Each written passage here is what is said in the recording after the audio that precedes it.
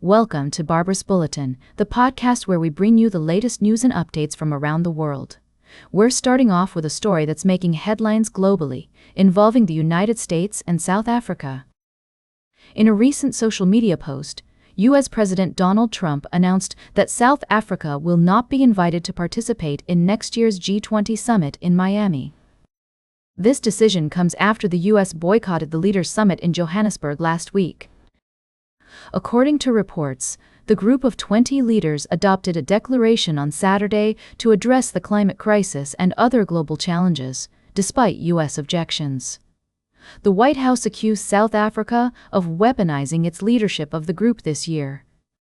President Trump stated that since the U.S. delegation was not present at the summit, the instruments of the G20 presidency were not properly handed over to a senior representative from the U.S. Embassy. In response, the office of South African President Cyril Ramaphosa called President Trump's post regrettable. They noted that despite efforts to reset the diplomatic relationship with the U.S., President Trump continues to apply punitive measures against South Africa based on misinformation and distortions about the country. The South African government has denied allegations of persecuting its white minority and has disputed claims of a genocide of white farmers. It's worth noting that this is not the first time President Trump has been critical of South Africa's domestic and foreign policies. He has previously made statements about the country's land policy and has expressed disapproval of its stance on certain international issues. The implications of this decision are still unclear, but it's likely to have significant effects on the relationship between the U.S. and South Africa. We'll be keeping a close eye on this story as it develops. We'll be right back with more of today's top news on Barbara's Bulletin. Welcome back to Barbara's Bulletin. We're continuing our coverage of the latest news and developments from around the world.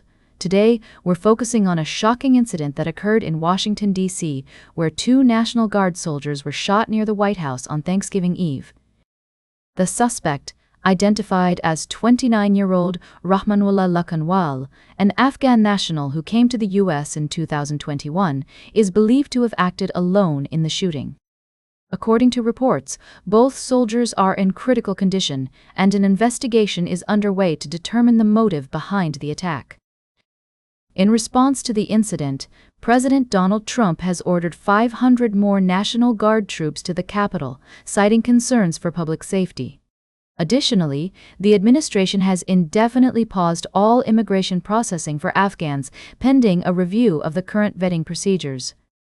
It's worth noting that Lakhanwal is reported to have worked with the U.S. government during the war in Afghanistan, which raises questions about the potential consequences of this incident on U.S.-Afghan relations. As the situation continues to unfold, we'll be keeping a close eye on developments and bringing you updates as more information becomes available.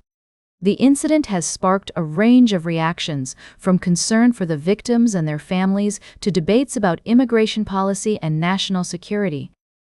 We'll continue to follow this story and provide balanced coverage, examining the various perspectives and implications of this event. As we move forward, it's essential to consider the complexities of this situation and the potential long-term effects on our communities. For now, let's take a moment to reflect on the importance of public safety and the need for thoughtful, informed dialogue about the issues that affect us all. We'll be right back with more news and insights after this break. Welcome back to Barbara's Bulletin. As we wrap up today's program, I'd like to shift our focus to a significant development in the United Kingdom, where long-term net migration has fallen to 204,000 in the year to June, representing a drop of more than 2/3 compared to the previous year. This decline is largely attributed to the British government's implementation of tougher policies aimed at curbing immigration, both legal and illegal. The data from the Office for National Statistics reveals that the reduction in net migration is primarily due to fewer non-EU nationals arriving for work and study, as well as a gradual increase in immigration levels. Specifically, immigration by non-EU nationals for work fell by 61%, while study-related immigration dropped by 25%.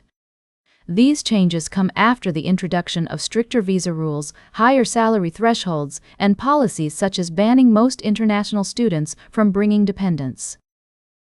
The current Labour government has been tightening policies further to address public concerns over immigration, which remains a dominant issue in British political discourse.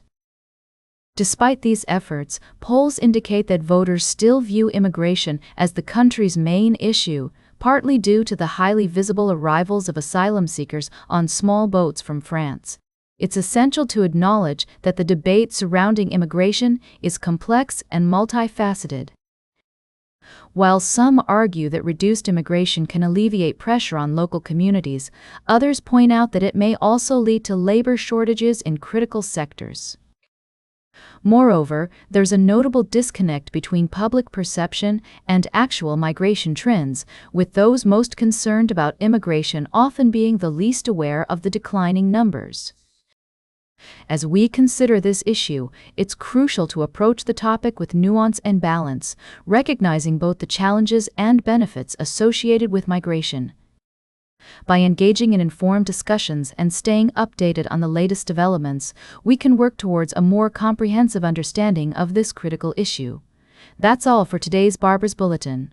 Remember to like, share, and subscribe, and until next time, stay engaged.